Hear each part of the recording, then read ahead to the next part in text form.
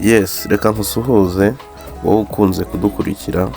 Aha turi i Gasabo, mu karere ka Gasabo, umurenge wa Bumbogo.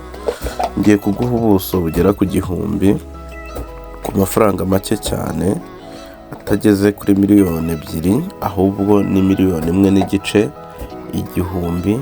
Kandi wibuke ko ni ahantu hafite icyangombwa kijya mitasiyo, nta bigoranye birimo.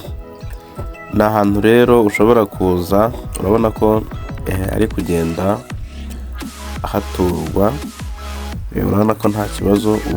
ubwo butaka buri haraguru y'iyo nzu, ni haraguru y'iyo nzu.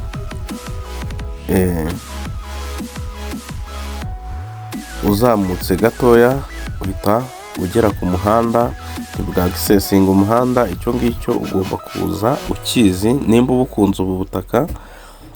Ikindi nakubwira nuko ubuvaho ujya ku muhanda ni bugufi cyane, ku buryo nimba hari n'ibikorwa ushobora kuhateganyiriza, wenda nko kubaka nk'ibiraro ukaba wahororera, dore yuko munsi yaho hose ubutaka bwaho bugurishwa kugeza hasi. Tuhafite hegitari kandi ishobora gufata kuri ubu butaka.